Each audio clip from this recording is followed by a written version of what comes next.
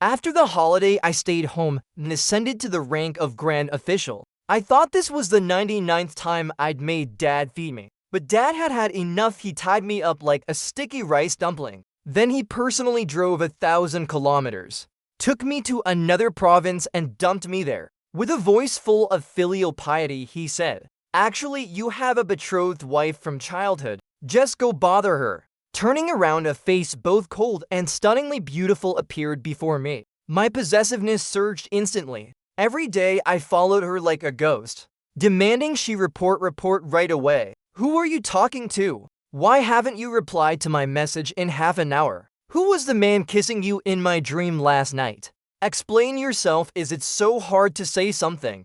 At that moment, the butler weakly reminded, "Sir, our young lady is mute. My mother is a quiet woman and my father is a lively man. Together they produced me someone both quiet and lively. Since childhood, everyone around me lived in my shadow. My mother tested me many times.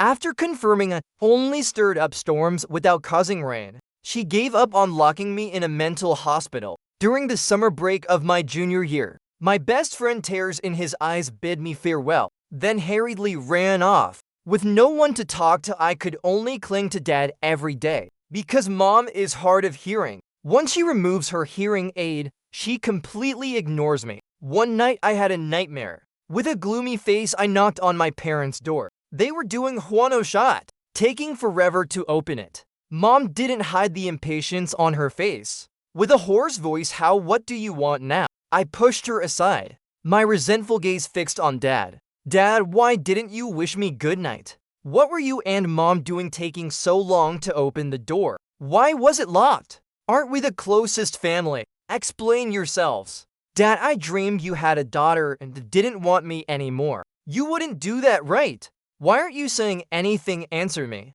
Dad closed his eyes helplessly, gritting his teeth. "You think I'd have another daughter just to torment me more? You alone are enough to wear me out." I immediately broke into a radiant smile. But the next second, to my surprise, Dad said with filial devotion, "Son, want to go on a road trip?" I agreed without hesitation. The next day, as soon as I got in the car, I started feeling sleepy due to severe motion sickness. I couldn't talk during the ride. Both of them were beaming. Mom even showed me a rare kindness. I slept and woke and slept. I don't know how much time passed. I was hauled out of the car. The car stopped in front of an old, modest house, blending Western and Eastern architecture. After my suitcase was shoved into my hands, Dad got back in the car and locked the door decisively.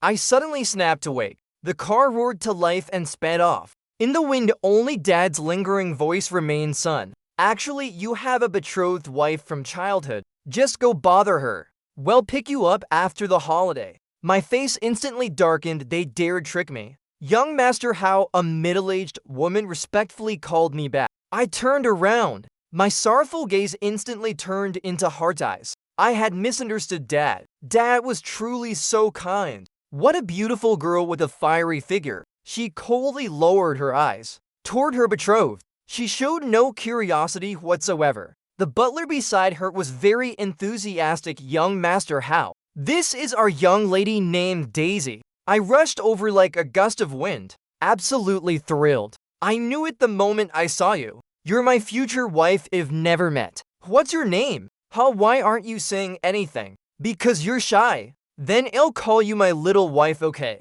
Seeing her dazed expression, I suddenly realized, I can't be so forward. It needs the adult's approval to be proper. "Where are your parents? Quick, take me to greet them." As soon as I spoke, the butler's expression immediately changed. The girl stopped looking at me and silently turned to leave. After meeting Grandpa Daisy, the master of the old house, I learned her name was Daisy. Her parents died in an accident, which caused her post-traumatic stress disorder. Since she was 6, she hasn't spoken a word. My grandpa and yours were old war comrades. Back then we casually arranged your betrothal. Of course there's no intention to force you to. We just want you to be friends." He looked at me, his expression relaxed. Suddenly he sighed and shook his head. "This poor child lost her mom and dad so young. She's been mocked as a mute. This old man doesn't know how many years he has left. If you don't agree, how that's fine. I waved my hand, clearly already claiming Daisy as my own. Who said I don't agree? Rest assured, when it comes to kindness, I've never lost to anyone. This little wife, if accepted. Good thing she's not deaf. Otherwise, living with me like mom would be unbearable. Grandpa Daisy laughed uncontrollably. We talked for 2 hours, getting along better and better. I felt like I'd met a soulmate, though far too late. Until the butler said it was getting dark. I reluctantly returned to the room prepared for me, right next to Daisy's. I knocked on her door, she didn't open it. Little wife, open the door, don't hide in there silently. I know you're not asleep. Aren't you curious about your childhood betrothed? What kind of person he is? You're really not curious. Do I like dad or mom more? Not curious about my grades.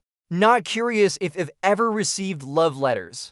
Not curious about my favorite cartoon. Not curious if I like sunny or rainy days. Curious about the color of my pajamas or my 4-piece bedding set. Though she didn't respond for a whole hour. I had a great time talking to myself. I returned to sleep satisfied. After all, she was the first person to listen to me for so long, without interrupting. The next day, Daisy was eating breakfast. I leaned in you like wontons. What a coincidence. There's an old wonton shop near my school. It's super popular. People come and go every day. When you visit, it'll take you there. But you'll have to queue for a long time. Speaking of queues, I remembered a discounted supermarket.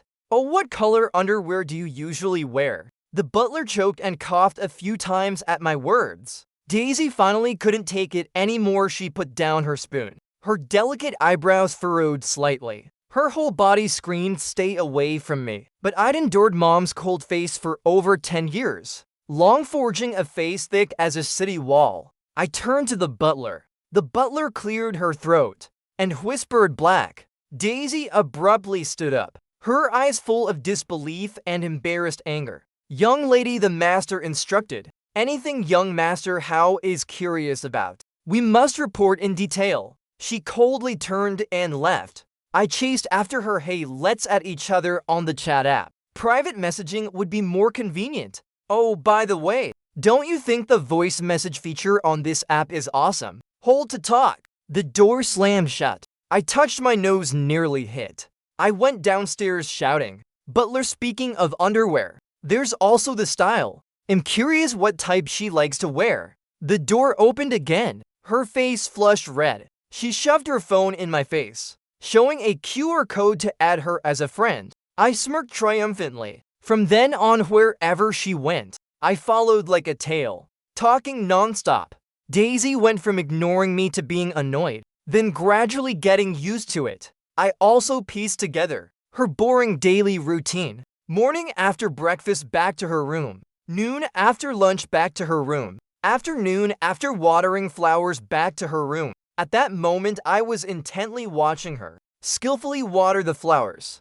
Daisy looked up at me, puzzled, as if asking why I was so quiet today. I suddenly felt a bit touched. Tears inexplicably fell. Why, how can life be the same with everyone? Grandpa Daisy and the butler appeared at that moment. He slammed his cane hard on the ground, scolding Daisy, did you bully my How again? Daisy pursed her lips, silently accepting the blame. I stopped Grandpa Daisy, it's not her fault. Maybe I'm just too charming. My parents complain about me too. Only she listens without interrupting. Meeting my little wife is my fortune. I'll definitely treat her well. As soon as I spoke, the scene fell silent. I wiped my eyes, completely unabashed, and casually changed the topic. Oh, Grandpa Daisy, where have you been these past few days? Busy. Why didn't you reply to my messages? Do you have time to chat tonight? I heard you like fishing, can I go with you? Speaking of fishing, I know a place. Grandpa Daisy and the butler exchanged glances, laughed heartily, pretended to take a call, said they were busy, and left. Soulmates are hard to find. Someone who gets me is rare. Luckily, I've found someone who understands me. I turned to look at Daisy standing silently. She had her back to me, seemingly focused on watering flowers. But her back was stiff, her ears bright red. That evening, after sending Daisy 1,000 messages, I got sleepy and was about to go to bed. Zach called via video. He's my best friend, the only one who can temporarily tolerate me. Something's off. How? You used to send me 500 messages a day. Why so quiet lately? He looked at me suspiciously. With my increasingly guilty expression, he squinted. Well, you're sneaking around with someone else. Who's better than me? Can they let you pester them for 10 years? You'd better not let me catch them, or I'll chop them to pieces. Zach got more and more outrageous. I hurriedly explained everything to him. We talked late into the night. He sourly concluded, Daisy's just too shy to tell you, like a mute eating bitter herbs suffering in silence. No way! We're clearly like Boyu and Zhang Ziki. That night I had a nightmare. In the dream, Daisy was sneaking around with another man. I stepped in to stop it. She coldly said one word. After waking up, my possessiveness surged. I didn't even put on slippers. With a gloomy face, I went downstairs, grabbed Daisy, who was eating breakfast, and under her shocked gaze, angrily demanded, report now. Who were you talking to? Why didn't you reply to my message for half an hour? Who was the man kissing you in my dream last night? Explain yourself. Is it so hard to say something? The butler looked at the frightened girl and weakly reminded, Sir, our young lady is mute. I let go of her collar, gently smoothing it. Oh, don't be scared, darling. I was possessed just now. I didn't mean to interrogate you. I just like you too much. You understand, right? Daisy coldly shook off my hand, lowered her head, and typed. I looked at my phone. It was her message. I'm not obligated to report to you. I instantly clenched my fists, looked up with a dark expression. Fine, I hope you don't regret this. Daisy didn't know how many times Shed picked up her phone. Normally, there'd be hundreds of unread messages by now, but today from morning to night, he didn't send a single message. Daisy coldly thought this is how it should be, but in her heart, a strange sadness welled up. Footsteps came from outside. She hurriedly picked up a book. In the mirror, her furrowed brows gradually relaxed. Perhaps she didn't even realize she was quietly relieved. But the sound from outside wasn't the familiar rough knocking, but the butler talking with other servants. Has young Master How not left his room all day? Yes, and when he returned, his face looked terrible. He was holding a fruit knife too. I'm a bit worried. Daisy recalled that phrase, her heart suddenly tightening. She abruptly stood open the door, and under everyone's astonished gazes, went straight to house room. Knocking got no response. She took a deep breath and kicked the door open. A strong smell of hot pot hit her nose. I was slicing meat and paused. Our eyes met. Daisy looked at the table full of food, her expression complex in that moment. She took out her phone. I quickly received her message. You said I'd regret it. Was it just that you'd secretly eat yourself to death? I coldly ignored her, continuing to slice meat. She stood at the door for a long time without leaving. The atmosphere was for the first time so quiet. Ding dong, another message appeared. Sorry. I looked up and saw her slightly lowered eyes, even a bit anxious. I suddenly wasn't angry anymore. I'd long realized I inherited some of Mom's quiet nature. Once I found friends I liked could easily be swayed by others. A fierce possessiveness and destructive urge would arise in me. It was the same for myself and others. But whenever I thought of hurting myself, looking in the mirror, I'd immediately dismiss those thoughts, turning to admiration and praise. Sorry, I can't harm someone so handsome.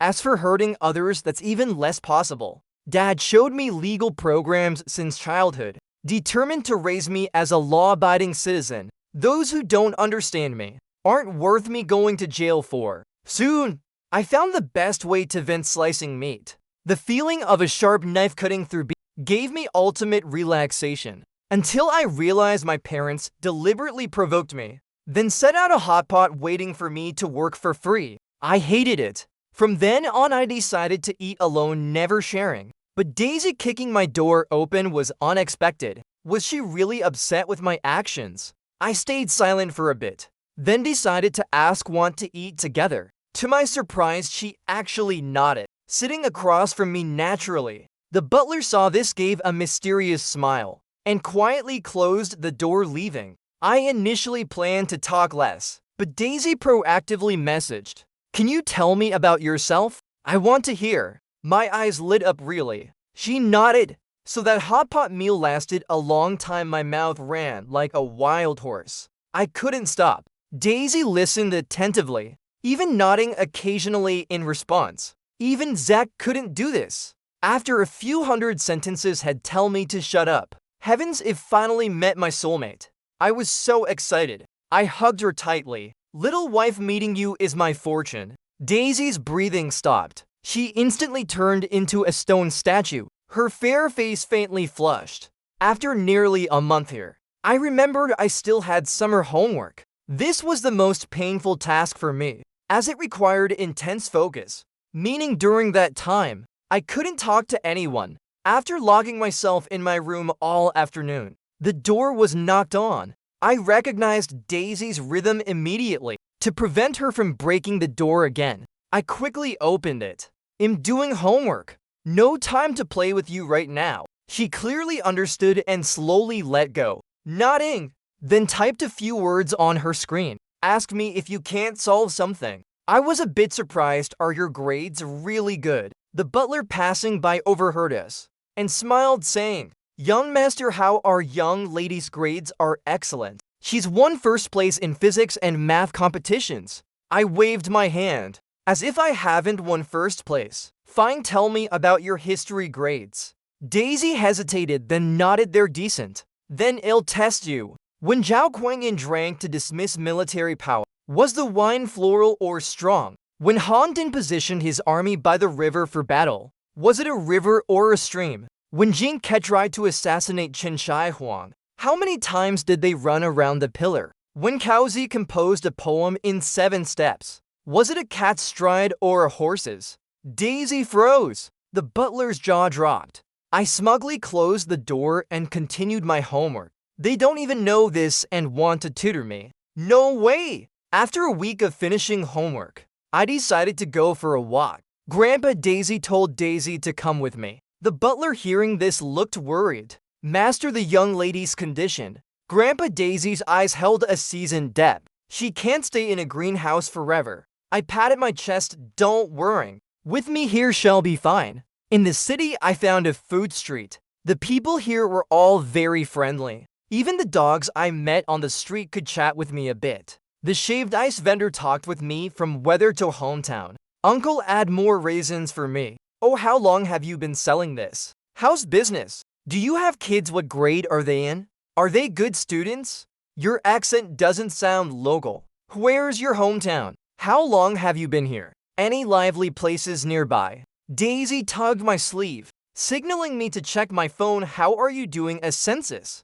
Don't disrupt their business." The uncle was even more enthusiastic than me, smiling brightly. "It's been a while since I met a kid who talks this much. Good, be bold." The auntie frying rice nearby laughed too. "This boy's great, very likable." I turned to Daisy, smug. "Hear that?" She awkwardly looked away, but the corners of her mouth slightly curved up. As it got dark, it suddenly poured rain. We found a mall to have bubble tea. A pretty employee suddenly approached me, her expression surprised. "Are you How?" I was a bit shocked. "How do you know my name? We're from the same school. During that basketball game, you organized everyone to hand out water. I noticed you right away." Everyone around was secretly watching and praising how handsome you are. And every few days, someone writes a love letter to you on the confession wall. "I'm nice to anyone who calls me handsome. Thanks for the compliment. But why are you working here?" "Summer job." "Right, my grandma lives here. I came to visit and to experience life." "Oh, that's meaningful." She was easy to talk to, even guessing my favorite comic series. From the accessories on my bag, I had a great time chatting, completely unaware that Daisy's face beside me grew darker. Her hand hanging by her side slowly clenched, turning pale. A while later, the employee glanced beside me, hesitating. "Is the person next to you your sister?" "Oh, she's my childhood betrothed wife." "What do you think? Isn't she beautiful?" I reached to hug her but found no one. The employee was a bit stunned, then scratched her head. She seems to have left. I chased after her and saw the driver had arrived. Daisy leaned her head against the window, refusing to interact with me. In the car, I asked the drivers here, "Why didn't you tell me?" Ding dong, afraid I am mute. Would ruin your bonding with your schoolmate. I was slightly stunned, then a bit touched. So she was thinking of me. It's fine. Even if you're mute, it doesn't stop me from shining. Daisy seemed to get even angrier. Back home, Daisy talked more, but also became more sarcastic. I invited her to climb a mountain. Why ask me? Can't contact that girl. Her stamina is probably better than mine, a mute right. I invited her to watch a movie, an animated one. She said, maybe that girl's your real soulmate. I a boring mute. How can I compare to someone you can discuss plots with? I didn't do anything, just watered flowers with her, but accidentally said it's so hot. Her face immediately changed, eyebrows tightly furrowed. Before you said I was your Jong Ziki. Now you're annoyed with me. She threw down the watering can, exuding coldness, and left. I lost patience, my face cold, kicking a nearby stone. In that moment, I seemed to see Mom's shadow. In Daisy, that mute. Of course, she can't compare to your precious son. Just go pamper him. Why care about this unloved mute? If one day he wants a normal mom, would you agree without hesitation? You're an adult, arguing with your own son. How embarrassing. Can't you be a stronger man? Besides being this unreasonable, you'll get fined in our house. Every time Mom said these sarcastic things, Dad would pull her into their room. A while later, there'd be clattering sounds. I'd listen outside, delighted. Dad always stood up for me and disciplined Mom. Mom's actions moved me deeply. Usually, the next day Mom would indeed be much more obedient. I stared at Daisy's back deep in thought. Looks like I need to find a chance to learn from Dad's experience. Our argument was seen by the butler, who was secretly watching. He cried, "Young master, how? What did you and the young lady fight about now?" I don't like people talking when I'm angry, because it makes me think and get angrier. I held back half the day, but couldn't resist complaining. After recounting everything from the past few days, I angrily asked butler, "Do you think she's sick or what?" He looked up. "According to the doctor, our young lady is indeed sick. I'm not talking about that sickness." The butler's expression was hard to describe, like he was holding back a laugh or maybe sighing. I looked at him with concern. "Are you constipated? Don't bring up painful memories. It's a common human issue. I suggest you take leave to see a doctor. If it's severe, you'll get hemorrhoids." Speaking of hemorrhoids, do you know Dr. Wong online? Seeing I was about to ramble again, the butler's eyelids twitched, quickly stopping me. "I'm not constipated. I just wondered if the young lady might be jealous." Jealous? I was a bit confused. At that moment, the phone rang. As soon as I picked up, I heard Zach crying, "How? I broke my leg skateboarding. Come back and visit me." Before I realized it, I'd packed my bags and rushed off. I forgot to say goodbye to Daisy. Oh well, she probably doesn't want to see me anyway. Perhaps all of Daisy's emotions in this life have been spent on How. Closing her eyes, her mind was filled with images of him happily being flirted with by another girl. What's worse, that employee clearly admired him. Cold to other customers, but super sweet to him, deliberately showing her charm and best side. Every move was carefully planned. Such flirtatious behavior. In their conversation, she even blushed occasionally, turning herself into a shy little girl. Who knows if behind her back she's someone you can't even curse. So I got even angrier. For the first time, Daisy hated being mute. She tried to draw his attention back, but he was having such a good time, unintentionally brushing her hand away without noticing. Daisy's face instantly flushed. She blamed herself for being a useless mute, naturally unable to satisfy his intense need to talk. But it also reflected something else. She wasn't How's only soulmate. If he met someone more suitable later, would he abandon her without hesitation? After all, he just wants someone to talk to, not caring who it is, right? This childhood betrothal in name was like a plate of sand, scattered by a gust of wind. Daisy wanted to keep How, but she needed his promise. Hey, someone who keeps his word. As long as he promised to stay with her forever, he wouldn't abandon her. But Daisy had hinted so many times, and he always dodged, not even bothering to comfort her, saying I only want to hang out with you. Is that so hard? Since returning, Daisy clearly felt how growing colder. Messages went from thousands to just a few today. He didn't even say goodnight anymore. Daisy's heart ached. Her eyes kept reddening. How didn't care at all? How could he guess her thoughts? Maybe Hayes complaining to others about her being unreasonable. The English book in her hands was crumpled beyond reading. Fine, she had no right to be unreasonable. Daisy took a deep breath, stood up, and decided to apologize. But as she stepped out, she ran into Grandpa Daisy. Daisy, the kitchen made a late-night snack. Want some? Daisy shook her head. Then she thought of something. Her eyes lighting up. House probably hungry too. He likes clear noodle soup. I want to make him a bowl myself. Grandpa Daisy was surprised. House gone home. Didn't he tell you? Thought her phone fell to the floor. Daisy felt like she'd been struck by lightning. Her face turned pale instantly. After a long time, she asked, why did he leave? Grandpa Daisy sighed. From my experience, it's curiosity about something new at first, but normal people can't accept being tied to a mute for life, right? It's normal for him to get bored. It's okay. He'll find you someone better. Forget him. Daisy's vision blurred, but she stubbornly shook her head, picked up her phone, and ran out. The butler said urgently, it's dark out. The young lady's going to find young Master How, but she's afraid of flying. Grandpa Daisy narrowed his eyes, his voice soft then dry. To find him with someone accompanying her. The butler looked at him. Master, did you say that on purpose? Grandpa Daisy's eyes were deep. We've tried all sorts of treatments with no success. We can only try some stimulation. Haven't you seen how much she cares about that How kid? It might work miracles. Zach glanced at the 8 apples stacked on the bedside table, saying helplessly, I don't like apples. Stop peeling them, okay? If your hands are itchy, go ahead and carve my flesh. I brushed his hand away. My heart suddenly tightened, feeling like something bad was about to happen. Zach rolled his eyes. Got a new playmate. And now you've got nothing to say to me. You've known her for how long? I won't allow you to be closer to anyone else.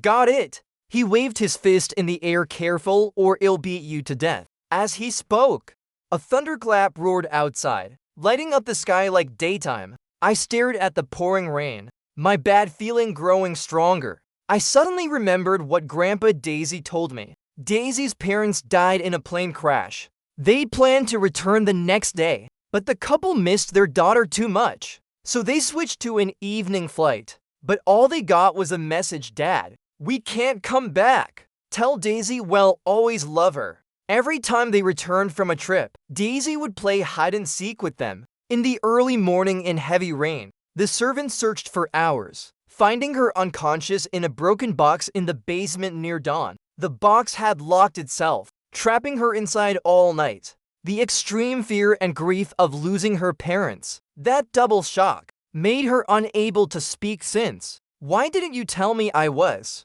I regretted not saying goodbye to her. Luckily, she wasn't in this coastal city, or she'd be terrified. Just as I was about to message her, Grandpa Daisy called. As soon as it connected, his voice was anxious. How? Daisy went to find you in the coastal city. She was in a multi-car accident. She's been taken to the central hospital. I'm on my way. Can you visit her? The phone fell to the floor. I ran like mad to the emergency room. Thankfully, the diagnosis was only a mild concussion. I stared at her face with a dark expression until she woke up. I immediately started. Daisy, who told you to run around like that? Explain yourself. Didn't I tell you to report to me when you go out? Do I have to tie you to my side? Going out and getting yourself like this?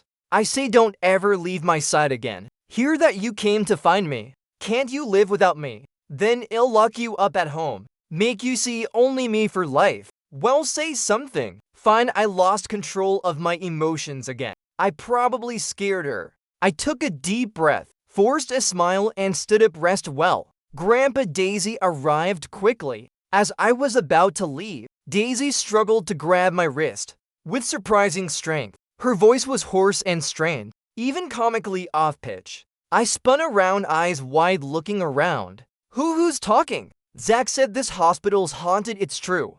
Daisy laughed again. Her beautiful peach blossom eyes sparkled with laughter. She repeated, okay. Grandpa Daisy, old as he was, sobbed uncontrollably. Okay.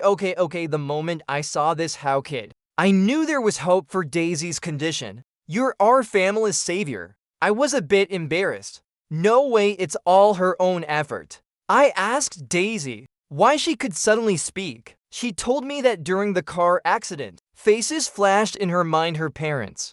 Grandpa me. She wasn't afraid of death, but worried for those still living, unable to escape this shadow. Maybe her parents felt the same back then. If they saw her now, how heartbroken they'd be. In that moment, she suddenly felt she should step out of that rainy night at 6 years old, for herself and those who love her. Grandpa Daisy made a decision our ancestors would applaud. He wanted Daisy to transfer to our school, to finish her final year. The reason being with me would aid her recovery. Plus, he contacted a renowned local psychologist. As expected, my parents raised both hands in approval, wishing they could carry her home in an 8% sedan. After dropping me at Daisy's, they went on another road trip. Who knows which bamboo forest they're camping in now? I grumbled, our mom and dad hiding from people here. In the video, Dad's lips curved slightly, clearly in a great mood. You wouldn't get it, the joy of working for others is wonderful. I felt scolded without evidence. Zach and Daisy were discharged the same day. He, with a grumpy face, limped over, rudely pushing me aside. Move. I want to see what this person looks like, making you so lovesick. The door opened, their eyes met. Daisy politely nodded at him. His crutch fell to the floor. He snapped out of a dream. His tone gentle, you're the little wife house always talking about. Wow, truly a perfect match. I whispered in his ear, since when did you become a matchmaker? He glared at me. You didn't tell me she's this beautiful. Fine, only someone this stunning suits an arranged marriage. Remember to introduce me to her cousins, aunts, or whoever. I almost forgot. This guy's even more obsessed with looks than me. On the first official day of school, a crowd gathered around Daisy at our classroom door. My possessiveness surged. I held up a book to his face. What are you looking at? My close friends came over too. How? I heard Daisy's your childhood betrothed. I was shocked. How'd you know? The whole school knows. I opened my phone and saw a post on the confession page. Someone had written me a love letter again. Below was a comment, don't bother. His childhood betrothed has transferred here. Sob, how do you know? I worked part-time at a bubble tea shop and saw them. How told me himself. So it was him. I looked up, proudly confirming to them, that's right. The whole class erupted. In a way, we really were a perfect match. One quiet, one talkative, and both extremely good-looking. I tilted my head to look at her, noticing she was pretending to read intently, but her face was so red it could steam. The last time the butler said she was jealous, I called Dad, asking what she was jealous about. We discussed all night and finally figured it out. She was jealous of another